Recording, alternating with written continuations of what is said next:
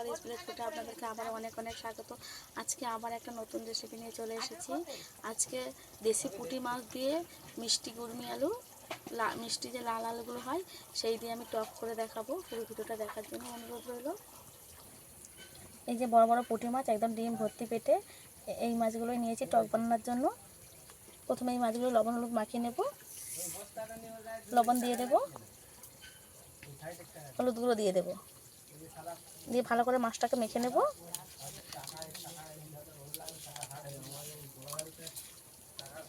এই দেশি পুঁটির টক কিন্তু দারুণ লাগে। এই বড় বড় পুঁটি মাছ কিন্তু অসাধারণ খেতে হয়, যেহেতু এটা দেশি পুঁটি মাছ। এটা কিন্তু পেটে ডিম ভর্তি আছে। এটা রেখে দেব,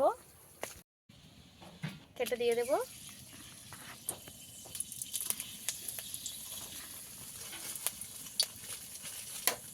ফোড়নে 5 ফোড়ন দিয়ে দেব। কেটে রাখা মিষ্টি আলু দিয়ে দেব।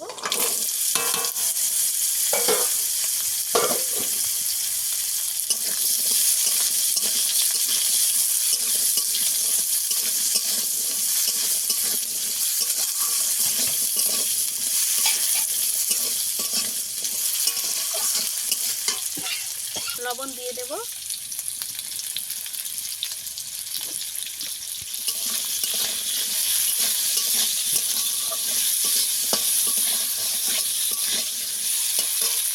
সামান্য হলুদ গুঁড়ো দিয়ে দেব।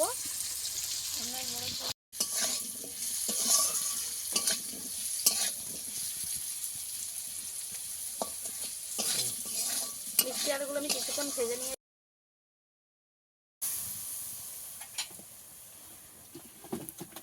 একটু জলও দিয়ে দেব।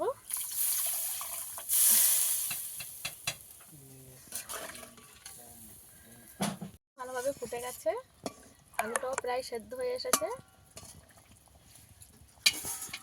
আগে থেকে ভেজে রাখা মাছ দিয়ে দেব। এটা তো ভাত বেড়ে দিয়ে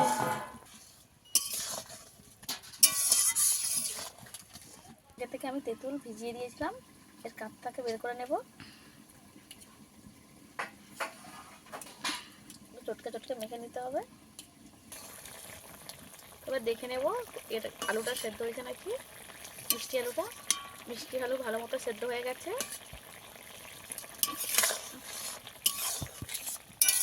ভিজিয়ে রেখেছিলাম, কাপ বের করে রেখেছিলাম, সেটা দিয়ে দেবো। এবার দেখেছি, এবার একটু ফুটিয়ে নেব।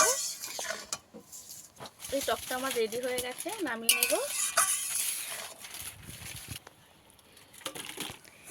এই মিষ্টি গুড়মি আলু দিয়ে কিন্তু এই বড় বড় দেশি পুঁটি মাছের টক খেতে দুর্দান্ত লাগে।